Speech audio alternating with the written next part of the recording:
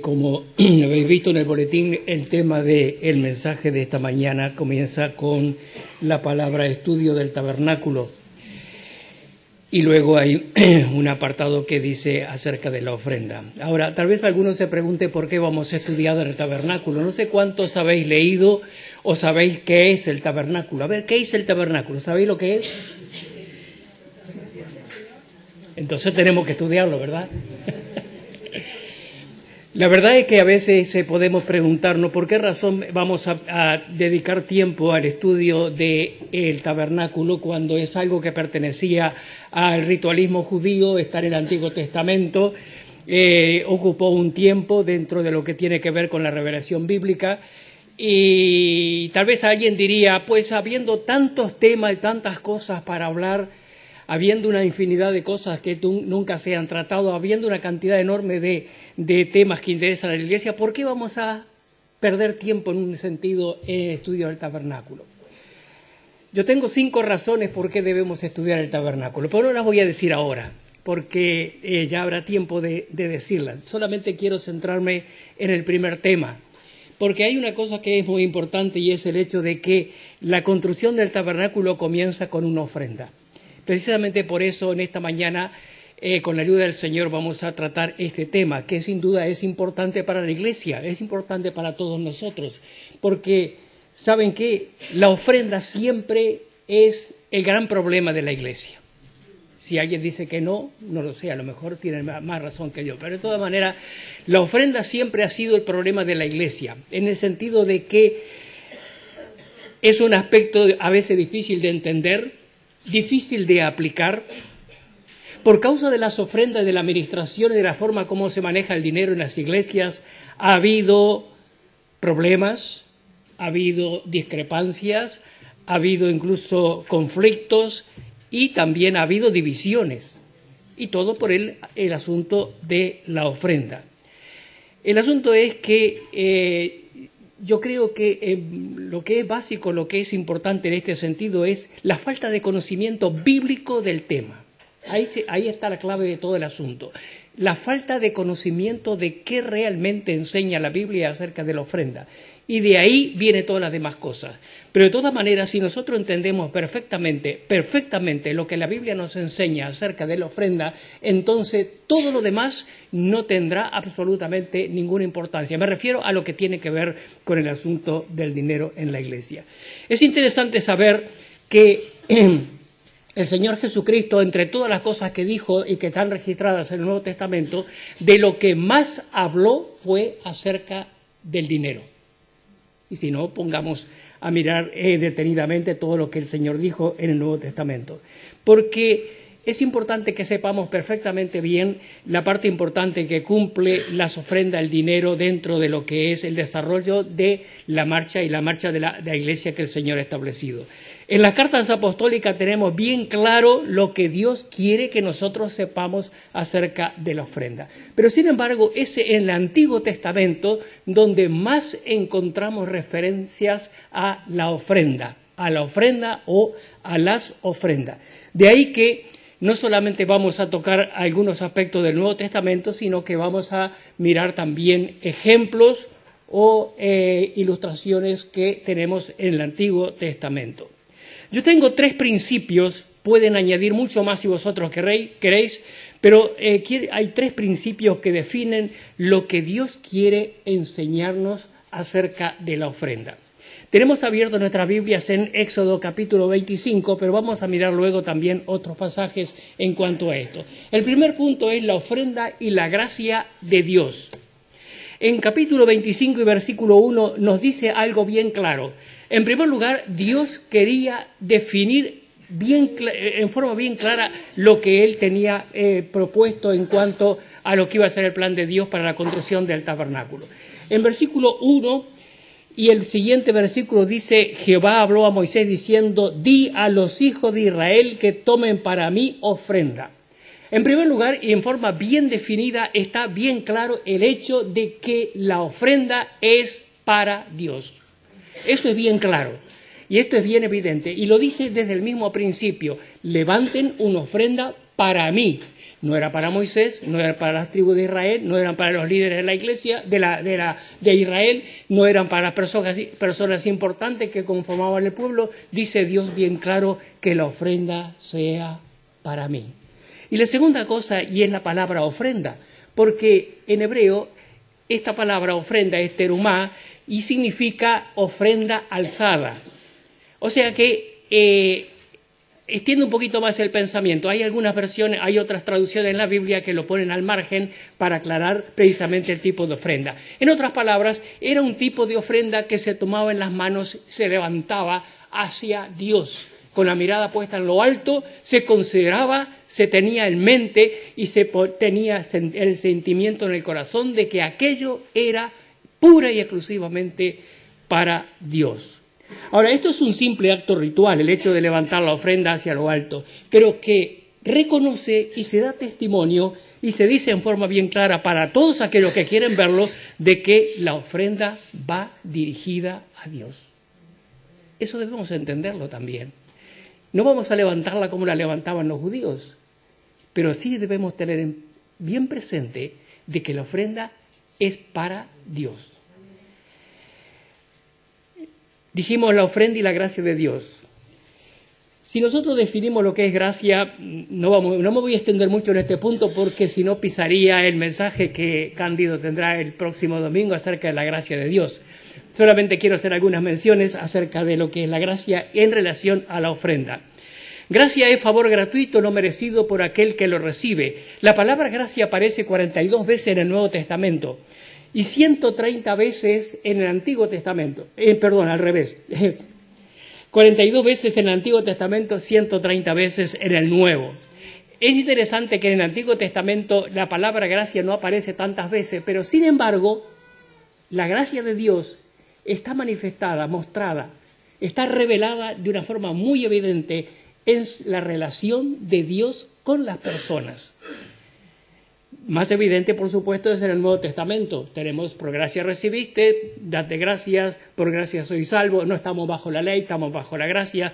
El Señor Jesucristo, siendo pobre, se hizo rico para que nosotros, por su pobreza, fuésemos enriquecidos. En fin, hay una cantidad enorme de versículos que nos hablan de la gracia en el Nuevo Testamento. Y, sobre todo, es la generosidad de Dios hacia quien no lo merece. Volvamos entonces al Antiguo Testamento, ya que el Antiguo Testamento nos va a ir ilustrando esta verdad que queremos desarrollar. En Génesis capítulo 50 nosotros tenemos a 70 o 76 personas que descienden desde la tierra de Canaán hacia Egipto. Jacob con toda su familia, debido a la situación en que estaban viviendo, desciende a Egipto, donde se encuentra con José, segundo del reino. O sea que de una situación de hambre, de una situación de carencia, de los más elementales elementos que necesitaban para sobrevivir, a un lugar donde había sobreabundancia. Y bajo la cobertura, bajo el paraguas del segundo del reino más poderoso de aquellos días.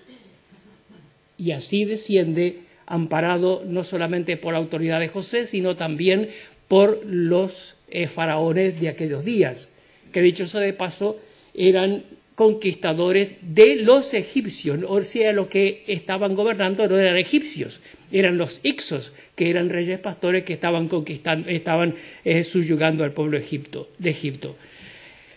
Allí desciende entonces Israel. Pero desde ese momento, desde Génesis 50 a Éxodo capítulo 1, transcurre mucho tiempo. Y de aquellos 70 se habían multiplicado en gran manera hasta llegar a millones. 1, 2, 3, no hay una cantidad exacta, hay discrepancia en cuanto a eso, pero de todas maneras era bastante gente. Pero la situación había cambiado radicalmente, o sea que de un grupo de personas que vivía, en forma cómoda, a ser sometidos a una bestial, a una cruel esclavitud. Hasta que un momento, precisamente por causa de su clamor, Dios levanta a Moisés. Y Moisés, el mensaje que tiene para Faraón es: deja ir a mi pueblo para que me adore. Deja ir a mi pueblo para que salga al desierto y me sirva. Deja ir a mi pueblo. Ahora, llega el momento entonces en que sale Israel. De una manera milagrosa Dios había hecho grandes cosas y no vamos a volver a repetir toda la historia, pero de todas maneras ya conocemos bien todo lo que sucedió, que hizo posible que el pueblo de Israel saliera rumbo a la tierra prometida. Pero el asunto es este, y ahí a eso me voy a centrar. Y es el hecho de que aquellos esclavos no tenían absolutamente nada, no tenían bienes materiales. ¿Qué podían tener? Unas pocas, tal vez alguna olla donde hacer un poco de sopa cuando volvían de la esclavitud. Sus ropas tenían andrajos, no tenían absolutamente nada. ¿Qué podían llevar ellos en su salida, en su peregrinación? Pero sin embargo, en el capítulo 3 de Génesis, y aquí empieza a hablarnos acerca de lo que va a suceder, de Éxodo, perdón, en el capítulo 3 de Éxodo y el versículo 17 en adelante, nos dice precisamente lo que va a hacer que haya un cambio radical en la situación de aquellos que van a salir. Dice: yo sacaré de aflicción de Egipto a la tierra del Cananeo, del Eteo, del Amorreo, del Fereceo, del Heveo, del Jebuseo, a una tierra que fluye leche y miel. Y el versículo 21 dice, mire de esta manera: y yo daré a este pueblo gracia. Aquí está la palabrita. Yo daré a este pueblo gracia a los ojos de los egipcios, para que cuando salgáis no vayáis con las manos vacías, sino que pedirá cada mujer a su vecina, a su huésped, alhajas, plata, oro, etc. Despojaréis a Egipto. La idea es que en ese momento aquellos millones que iban a salir, precisamente porque Dios hizo una obra de gracia, se encontraron que de no tener nada tenían una enorme riqueza. Yo daré gracia a ese pueblo para que pueda ir y tener todo lo que ellos necesitan. Y entonces se encuentra con que de pronto comienzan a caminar por el desierto y tienen una cantidad de oro, de plata, de piedras preciosas, de joyas, de vestidos y una cantidad de cosas. Habían despojado completamente a los egipcios. Y entonces pasan de esclavos a libres, de pobres a inmensamente ricos. Comienzan a andar por el desierto llevando toda esa riqueza por la pura gracia de Dios. Nada más. La pura gracia de Dios. ¿Por qué? Porque ellos no podían hacer absolutamente nada de su fuerza, de su capacidad, de su inteligencia, de lo que sea, para lograr que los egipcios les dieran todas aquellas riquezas. Y entonces allí montaban su tiendita con sus trastos de la esclavitud, pero en un rincón un montón de riqueza, un montón de cosas. De pronto entonces se encuentran con que dice Dios: levanta una ofrenda. ¿Cómo? Y todo esto que tengo aquí no es mío. ¿Cómo es posible ahora que Dios me pida que levante una ofrenda de todo esto? Estoy desconcertado. Esto es mío. No. De gracia habéis recibido. Dad de gracia. Lo que has recibido de gracia es por la pura gracia de Dios.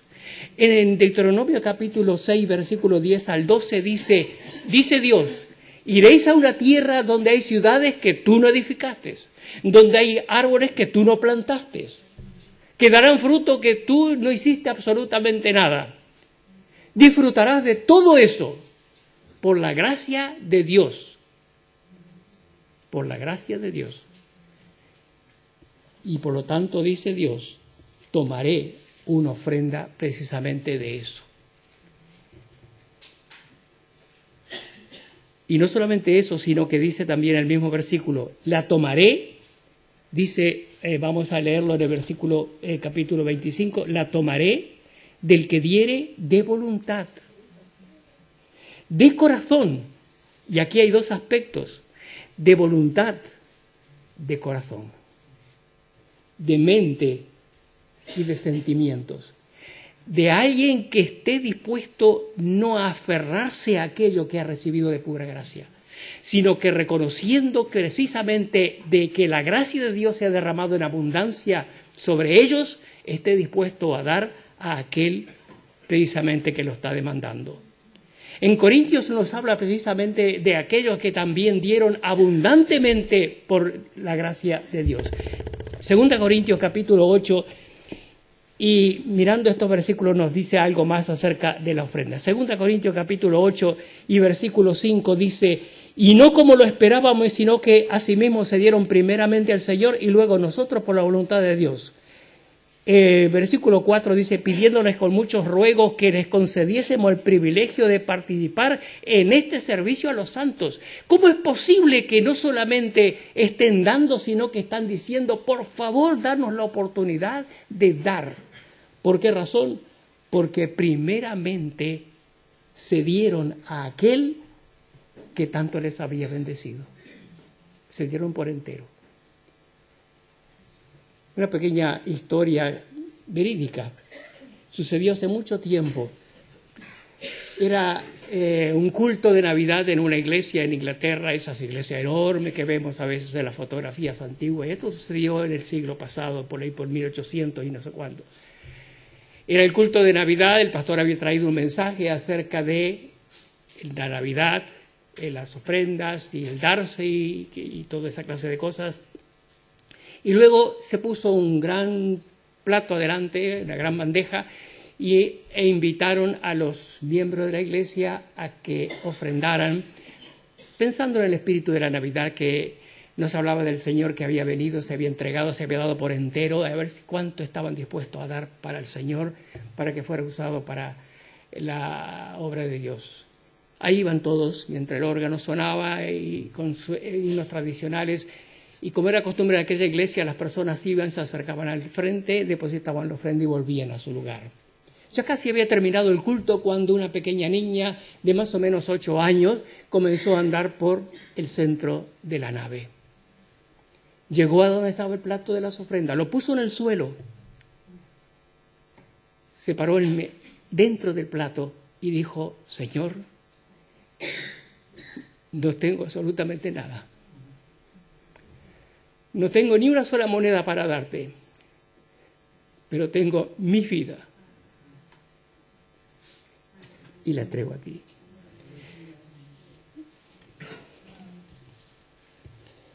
Y el Señor usó aquella vida para la gloria de Dios y fue usada de tal manera que fue a las misiones y sirvió al Señor fielmente hasta el día de su muerte, predicando el Evangelio de aquel que le había salvado para la eternidad. De gracia recibiste, da de gracia. El segundo aspecto que vamos a mirar es la ofrenda y los sacrificios. La ofrenda es un sacrificio. Algunos piensan que sí, ¿verdad? Pero sin embargo lo que estoy hablando es que ofrenda y sacrificio es un sinónimo. Es otra pequeña historia, aunque esta historia es un poco inventada, no tiene nada que ver con lo que estábamos diciendo antes. Y está un poquito en el entorno americano para que entienda de lo que voy a hablar. Un padre de familia trajo un día a su casa, tenía su familia, sus 2 niños pequeños, trajo un pequeño pavo. Y lo trajo allí, bueno, los niños contentísimos con el animalito, estaban muy felices. Le pusieron de nombre Gustavo. Espero que nadie se llame Gustavo aquí, ¿no? No quiero ofender a nadie. Le pusieron de nombre Gustavo. Jugaban con él, le daban comida, le ponían una cuerdita, lo llevaban a caminar con ellos, en fin, era la mascota de la familia. Pasaron los meses y el pequeño Gustavo cada vez era más grande, estaba creciendo, había engordado. Y la víspera del Día de Acción de Gracias, que se celebra en Estados Unidos, Gustavo desapareció. Y el Día de Acción de Gracias, horrorizados los niños, vieron en aquella mesa llena de alimentos que quien presidía la mesa era Gustavo. Por supuesto nadie pudo comer. ¿Quién iba a comer un trozo de Gustavo? Pero ese día aprendieron que ofrenda también es sacrificio. Ofrendar es sacrificio. Recordemos, por ejemplo, la ofrenda de Abel. La Biblia dice que tomó de las ovejas lo mejor de las ovejas. Lo mejor. El animalito sin manchas, sin defectos, perfecto, aquel fue ofrendado. Si uno piensa, mirando el valor económico de las cosas, diría, que si lo vendo en el mercado me puede dar un buen dividendo. Mejor aquel otro que, está un poquito así, de aquella manera, sirve para el sacrificio, pero que... No. Para Dios, lo mejor. Y eso implica sacrificio. Pero el caso más que nos sirve más de ilustración es lo que pasó con Abraham y su hijo. Cuando en un momento determinado dice, probó Dios a Abraham y le dijo, toma tu hijo. Pero no solamente eso, sino que le dice, tu hijo, tu único, y como queriendo ahondar todavía el dolor en aquel, le dice, a quien amas. Y llévalo a la montaña y ofrécelo en sacrificio. ¿Fue cruel Dios en su petición? Algunos podrían pensar que sí. En estos días en que vivimos, que hace tanto énfasis en los derechos de la gente, en los derechos humanos y toda esta clase de cosas, dirían, Dios ha sido inhumano, es cruel. El Dios del Antiguo Testamento es cruel pedir eso a un padre, a tu hijo, a tu único, a quien amas, llévalo y ofrécelo en sacrificio. Sin embargo, la respuesta de Abraham no cuestionó absolutamente nada, ni un momento, lo que Dios le estaba pidiendo. Y nos dice que había entendido, su actitud nos dice que había entendido lo que era ofrenda y sacrificio. Y sobre todo por el hecho de que Dios es dueño de todo y soberano en sus demandas. Dios pide que ofrendemos con sacrificio. O la ofrenda es sacrificio. En Éxodo capítulo 12, cuando estaba hablando acerca del cordero que debía ser ofrecido en la Pascua, dice toma un cordero, pero el original dice toma tu cordero y que tu cordero sea perfecto. El que sea ofrecido tiene que ser el mejor.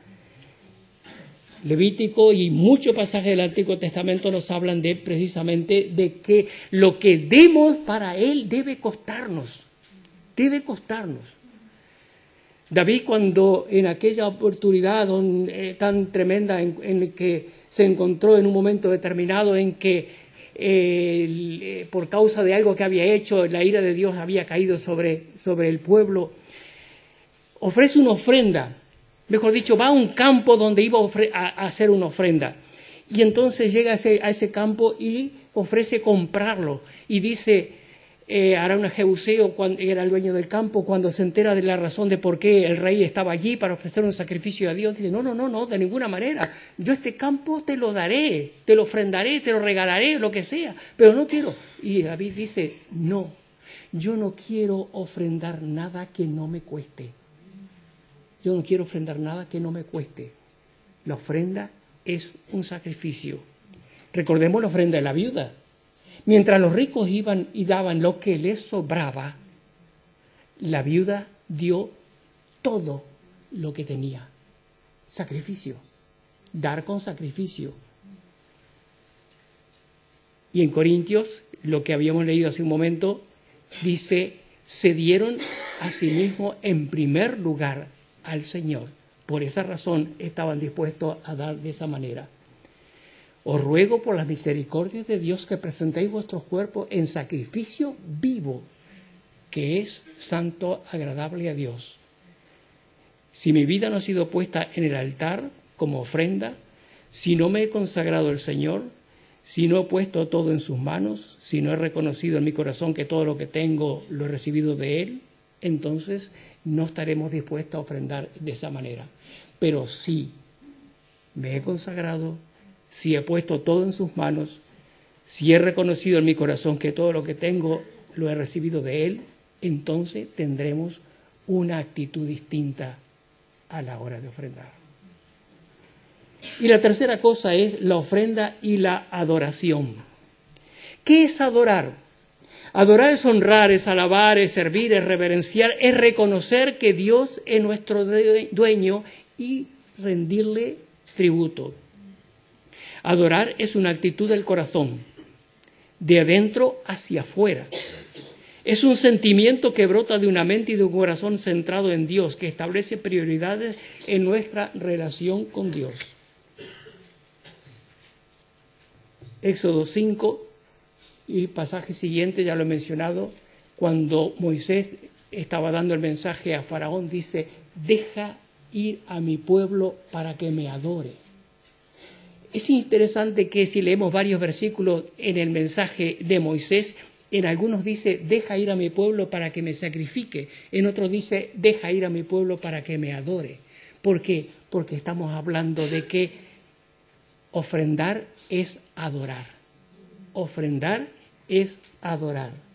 La Biblia dice en 1 Samuel capítulo 1 y versículo 3 que Elcana subía cada año a Silo a adorar y a ofrecer sacrificios, porque él en su ofrenda y en su sacrificio adoraba.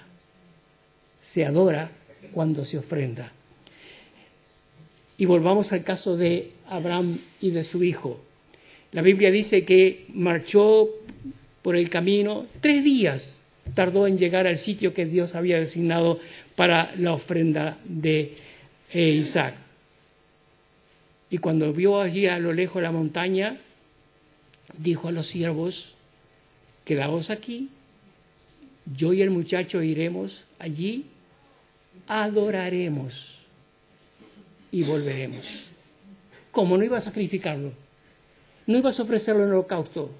Dios no había dicho que había que sacrificarlo, sí, pero Abraham no sabía todavía lo que iba a pasar, pero de todas maneras él dijo, con mi ofrenda voy a adorar. Con mi ofrenda, aun cuando es mi hijo, voy a adorar a Dios. Y recordemos el caso de los magos. Trajeron, sí, y nosotros nos centramos y decimos, sí, oro, plata, mirra. Pero dice la Biblia que vinieron a adorar. ¿Dónde está el rey de los judíos que venimos a adorarle? Y cuando se acercaron al sitio donde estaba, abrieron sus tesoros y adoraron con las ofrendas. Servir, entrega, dedicación, obra de gracia. O dicho en una sola frase, el Hijo de Dios no simplemente ofrenda, no ofrendamos, adoramos. Adoramos. Dice el Salmo, venid, adoremos, postrémonos, arrodillémonos delante de Jehová nuestro Hacedor. Jesús a la mujer samaritana le dijo, yo estoy buscando verdaderos adoradores. Yo estoy buscando verdaderos adoradores. El que me adora debe adorarme en espíritu y en verdad. Y Dios desea precisamente que nosotros entendamos el gran valor de ofrendar en adoración. Qué distinta sería nuestra actitud si nosotros entendiéramos en nuestra mente y sobre todo en nuestro corazón de que ofrendamos y adoramos, o adoramos cuando ofrendamos. Cuando levantamos la ofrenda no estamos pensando en lo que se va a hacer con ella, ¿verdad que no? A veces se dice, y una vez oí horrorizado, que se dijo, bueno, vamos a levantar una ofrenda porque hay que pagar la luz, el alquiler, etcétera, etcétera. Y dije, uy, no es posible, no es posible, no es posible. Pagamos la luz, se paga la hipoteca, claro que sí, se paga lo que sea, pero no ofrendamos para pagar la luz, no ofrendamos para pagar la hipoteca, ofrendamos porque todo lo hemos recibido de pura gracia, ofrendamos con un espíritu de sacrificio, ofrendamos porque adoramos cuando ofrendamos. Y cuando entendemos esta verdad, cuando entendemos que la ofrenda es una demostración de la gracia de Dios, que primeramente debemos darnos a nosotros mismos antes que la ofrenda, cuando entendemos que estamos adorando a Dios, entonces todo lo demás pierde valor. Como dije al principio, muchas veces el asunto del dinero es un problema. ¿Cuántas veces la gente se pregunta, ¿y ahora qué se hace con el dinero? ¿Dónde va? ¿Qué se gasta en esto y que el otro? Está bien que tengamos un reportaje, o sea, que se diga algo acerca de tal y cual cosa, pero eso no es lo importante. A mí no me interesa qué se hace con la monedita que yo he hecho en la ofrenda, a mí no me interesa. A mí no me interesa si el pastor se compra un chupetín o lo que sea. No me interesa. Si nos interesa eso, perdemos de vista el hecho de que estamos adorando. Si nos interesa a dónde va cada euro, estamos perdiendo de vista que estamos adorando. Y quiera Dios que no lo perdamos de vista, porque el momento que nosotros entendamos estas sencillas verdades, seremos bendecidos de una manera mucho más de lo que nosotros pensamos o entendemos. Probadme, dice Dios, si no abriré las ventanas de los cielos y derramaré sobre vosotros bendición hasta que sobreabunde. Amén.